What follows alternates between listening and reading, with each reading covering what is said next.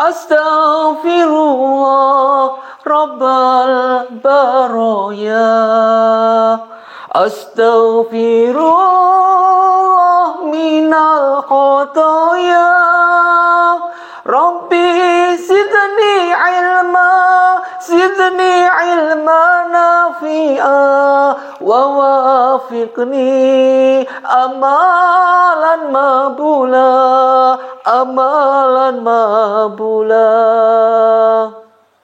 Assalamualaikum warahmatullahi wabarakatuh.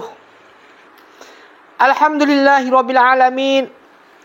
Wassalatu wassalamu ala asrafil mursalin wa ala alihi wa sahbihi ajma'in. Asyhadu an la ilaha illallah wa asyhadu anna Muhammadar Rasulullah. Allahumma shalli wa sallim ala sayyidina Muhammad wa ala ali sayyidina Muhammad. Kama shallaita ala sayyidina Ibrahim wa ala ali sayyidina Ibrahim fil alamin innaka Hamidum Majid. A'udzu billahi minasyaitonir rajim. Bismillahirrahmanirrahim. Aqimus shalah wa atuz zakah wa ati'ur rasul la'allakum turhamun. Dijelaskan dalam surat An-Nur 57. Ma'asyiral muslimin muslimat rahimatullah, dimuliakan Allah. Pertama, mari kita panjatkan rasa puji syukur kepada Allah Subhanahu wa taala. Sholawat dan salam mari kita haturkan pada junjungan kita Nabi Muhammadin sallallahu alaihi wasallam. Mudah-mudahan kita diberikan kekuatan iman zahiriyah, senantiasa diberikan kecukupan, dijauhkan dengan masalah yang kita tidak kuat untuk menerima, khusus wabil khusus jamaah pencerahan bimbingan amalan. Ma'asyiral muslimin muslimat rahimatullah, dimuliakan Allah Subhanahu wa taala.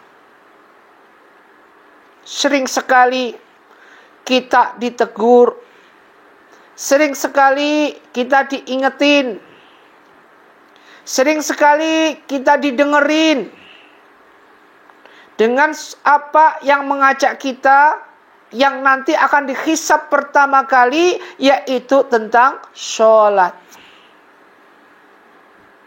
Janganlah kita menjalankan sholat sunnah lebih utama daripada sholat fardu. Sholat fardu lebih utama daripada sholat sunnah. Mayoritas yang terjadi sekarang ini karena terbentur dengan keadaan ekonomi dan kesulitan apapun yang dia alami, masalah-masalah yang dia alami, semua yang dia rasakan dengan cobaan dan musibah, akhirnya dia mengutamakan sholat sunnah lebih utama daripada sholat fardu. Ini merupakan ciri-ciri bagaimana lemahnya iman. Di mana orang itu, di mana hamba Allah ini menjalankan sholat sunnah lebih utama daripada sholat fardu. Sholat fardu tetap lebih utama daripada sholat sunnah. Meskipun dijelaskan wa minal laili fatahat bihi nafilatalak asa ayya ba'atsaka rabbuka maqamam mahmuda. Di sepertiga malam melaksanakan sholat tahajud, menambah pahala. Dijelaskan di sini menambah pahala. Artinya kalau menambah pahala artinya harus mengerjakan sholat fardu dulu. Sebelum ayat ini dijelaskan lagi. Aqimis sholah, dirikanlah sholat. Lidulukis samsi, mulai matahari tenggelam. Ila ghosakil lail, sampai pertengahan malam. Wa Qur'anan fajri, sampai sholat subuh. Sampai sholat subuh. Di depan ayat ini aqimis sholah, mari kita laksanakan sholat, mari kita menjalankan sholat. Di akhir ayat ini disebutkan sholat subuh adalah lebih utama. Ini sholat subuh. Innahu kana Qur'anan mahmuda. Sungguhnya sholat subuh ini disaksikan oleh para malaikat. Jadi disebutkan aqimis sholah litulukis samsi ila ghosakil lail wa Qur'an fajri inna Qur'an fajri kana mashhuda. Jadi penting sekali kita menjalankan sholat. Makanya ini ketika Ustaz ngomong tentang sholat ini, paling telinga antum, paling telinga kita udah bosan. bosan untuk mendengarnya, bosan untuk menerima nasihatnya. Allah, yang dibahas cuma sholat lagi. Padahal nanti yang pertama dihisab adalah sholat. Sholatnya bagus, amal lainnya ikut bagus. Sholatnya jelek, amalnya juga ikut jelek. Masyiral muslimin, muslimat rahimatun dimuliakan Allah. Saking pentingnya ini sholat, sampai Allah, istilahnya sudah Allah tuh ngeklaim. Saking pentingnya, mengancam. Saking pentingnya kenapa? Mengancam siapa? Mengancam mereka yang tidak mau menjalankan sholat sunnah fardu. Ingat ini, ingat. Apa ancamannya Allah kepada ini semua? Mereka tidak menjalankan sholat, bagaimana? Wa ma umiru illa liya'budullahu mukhlisina lahuddin. Jadi diperintahkan oleh Allah untuk menjalankan suatu ibadah. Hunafa'a wa yuqimus shalah. Ikhlas di dalam wa yuqimus shalah, menjalankan sholat. Wa tuzakah, tunaikan zakat. Wa dzalika dinul qayyimah. Dan ini agama yang bagus, agama membawa kita keselamatan dunia juga keselamatan akhirat. Semua jelas. Dalam surat Waqiah disebutkan hal jazal ihsanu ilal ihsan. Orang yang menanamkan suatu kebaikan pasti akan tumbuh kebaikan. Tanamkanlah suatu kebaikan di mana kebaikan ini memondasi kita untuk mentrin daripada ibadah sholat fardu. Asta'inu bis-sabri was-shalah.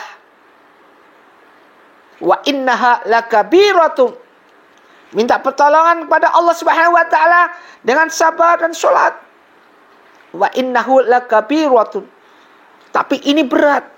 Supaya enggak berat, bagaimana? Mereka berat menjalankan sholat ini. Buktinya apa? Dari ayat ini menjelaskan begitu pentingnya ketika kita sholat. Kenyataannya mereka susah, berat untuk menjalankan sholat. Buktinya apa? Hayya 'alas sholat, tidak juga mau berangkat sholat. Wasta'inu bis sabri was shalah wa innaha lakabiratun. Berat sekali. Terus kemudian siapa yang enggak berat? Illa 'alal khashiin, kecuali atas mereka yang khusyuk. Khusyuk itu bagaimana? Dilanjutkan dengan ayat berikutnya, dijawab dengan ayat berikutnya. Alladzina yazunnuna annahum mulaku rabbihim, yaitu mereka yang merasa ingin bertemu pada Allah Subhanahu wa taala, rindu pada Allah Subhanahu wa taala, kangen sama Allah Subhanahu wa taala. Wa annahum ilaihi raji'un, dan mereka yang memastikan dan percaya bahwa mereka akan kembali kepada Allah juga, meninggalkan dunia ini, tinggal kembali lagi kepada Allah Subhanahu wa taala. Ini kenyataannya. Mereka yang mati, la ilaha illallah, la ilaha illallah, la ilaha illallah, Muhammadur Rasulullah. Dibopong jenazah, mati, ditinggal semuanya. Ila mana ibnu Adam, jika anak Adam mati, semua ditinggal. Illa minat salas, kecuali 3 perkara. Apa itu? Sedekah jariyah, sedekah yang mengalir selama hidupnya, au ilm tafawbi, ilmu yang bermanfaat selama hidupnya, disampaikan khairukum man ta'allamal Qur'an wa amala. Meskipun 1 ayat tapi dijalankan, disampaikan. Meskipun 1 ayat disampaikan, istiqomah 1 ayat disampaikan. Awalat soleh itu adalah anak yang soleh yang mendoakan bapak dan ibunya. Ini udah seperti ini. Ini yang tidak bisa ditinggal. Jalan terus meskipun kita berada di alam barzakh. Ma'asyiral muslimat rahimatullah. Jadi penting sekali untuk kita menjalankan sholat. Dosa meninggalkan sholat fardu. Bagaimana dosanya? 1, sholat subuh. Mereka yang meninggalkan sholat subuh, aqimus sholah lituluki samsi ila ghosakil lail wa qur'anan fajri, dan sholat subuh. Ini penting. Innahu Qur'an fajri kana masyhuda. Sholat subuh itu sebenarnya disaksikan oleh para malaikat. Orang yang meninggalkan sholat subuh Dosanya adalah Allah akan menampakkan neraka selama 60 tahun. Mereka yang meninggalkan sholat subuh, dosanya sama dengan Allah akan menambahkan neraka selama 60 tahun. Antum bisa bayangin apa enggak? Kalau kita ditampakkan kilatan petir, atau kita ditampakkan pembunuhan di depan kita, akan terjadi trauma apa enggak? Atau ditampakkan kejadian apapun, orang bunuh diri atau apapun, terjadi trauma apa enggak? Terbayangkan enggak? Atau kita ditampakkan memandikan jenazah, terjadi trauma apa enggak? Ini baru enggak ada apanya. Ini kita ditampakkan dengan keberadaan neraka selama 60 tahun. Ingat, orang yang meninggalkan sholat subuh, dosanya seperti itu. Maka jangan ditinggalkan sholat subuh. Rakatul fajri khairu min dunya wa ma fiha. 2 rakaat qabla subuh aja itu lebih baik daripada dunia dan seisinya. Makanya doa yang mutajab ketika kita, kalau Ustaz sering jalanin istiqomah. Ketika sudah sholat, mau menjelang sholat subuh, ya, udah iqomah sholat subuh, Allahu Akbar, la ilaha illallah, kita mohon. Sebelum sholat subuh kita mohon kepada Allah, ya Allah, dengan waktumu yang kau muliakan di waktu sholat subuh ini, ya Allah, ampunilah dosa-dosaku, dosa anak-anakku, dosa istri-istriku, dan dosa kedua orang tuaku. Dan muliakan aku, ya Allah, sebagaimana kau memuliakan waktu subuhmu. Berikanlah kecukupan, rezeki berlimpah. Amin. Ini penting doa seperti ini, doanya mutajab. Kemudian kita sholat subuh. Karena disaksikan malaikat doa sholat subuh, otomatis doa kita pun disaksikan oleh malaikat, diaminkan oleh malaikat.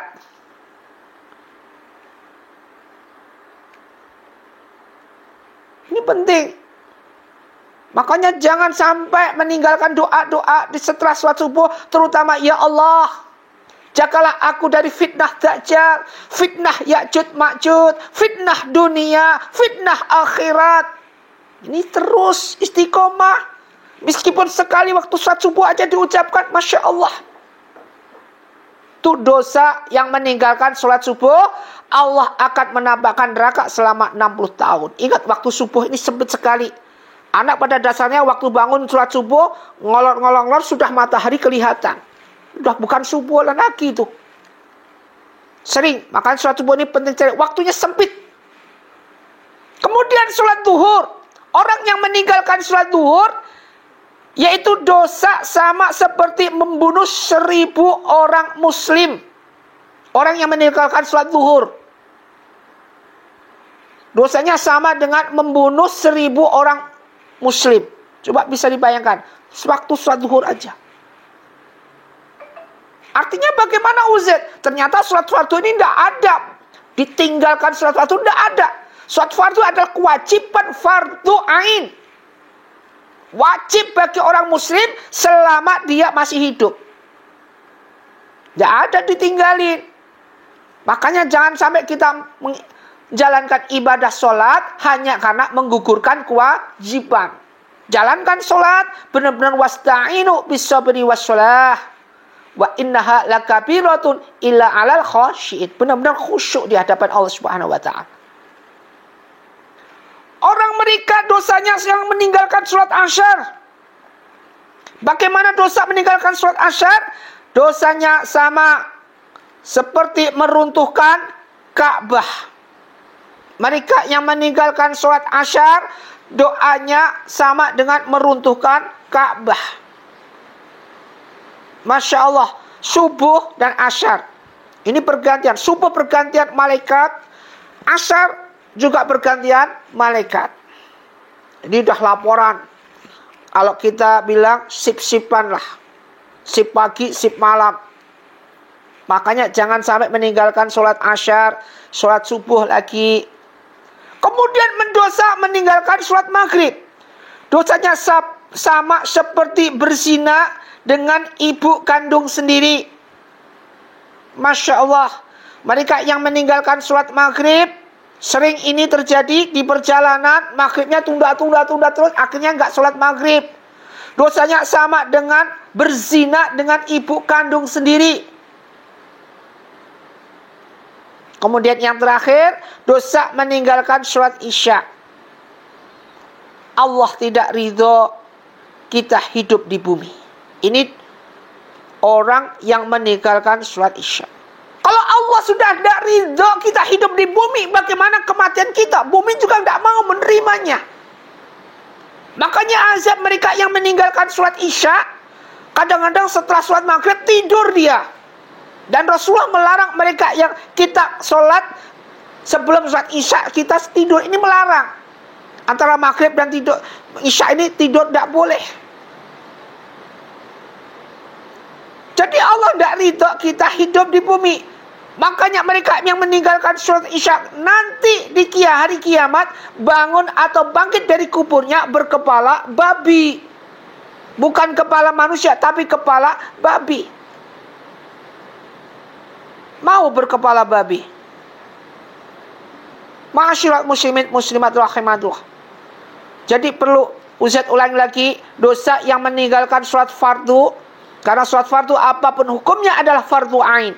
Yaitu yang meninggalkan sholat subuh, Allah akan menambahkan neraka selama 60 tahun. Yang meninggalkan sholat zuhur, dosanya sama seperti membunuh 1000 muslim. Yang meninggalkan sholat asyar, dosanya sama berzina dengan ibu kandung sendiri. Yang meninggalkan sholat maghrib, dosanya seperti berzina dengan ibu kandung sendiri. Yang meninggalkan sholat asar, dosanya sama seperti meruntuhkan Ka'bah. Kemudian yang meninggalkan sholat isya, dosanya adalah Allah tidak ridho kita hidup di dunia. Jadi di bumi ini Allah nggak ridho. Ma'asyiral muslimin muslimat rahimatullah. Apapun terjadi, kalau Allah sudah tidak ridho, bagaimana kondisinya? Ya ayuhan nafsu mutmainnah, wahai jiwa yang tenang, irji'i ila rabbiki radiyatan mardiyah. Kembalilah kepada Allah Subhanahu wa taala radiyatan, kita ridho sampai Allah meridhoi. Radiyatan mardiyah, fadkhuli fi ibadi wadkhuli jannati. Ini harapan Allah buat hambanya. Ngajak hambanya bagus. Mudah-mudahan kita dari ayat ya ayyuhan nafsu mutmainnah irji ila rabbiki radiyatan mardiyah fadkhuli fi ibadi wadkhuli jannati. Mudah-mudahan kita masuk ke dalam golongan hamba Allah yang mendapatkan surga-surga Allah kelak. Semoga bermanfaat. Usikum wa nafsi bitaqwallah wa billahi taufiq wal hidayah. Wassalamualaikum warahmatullahi wabarakatuh.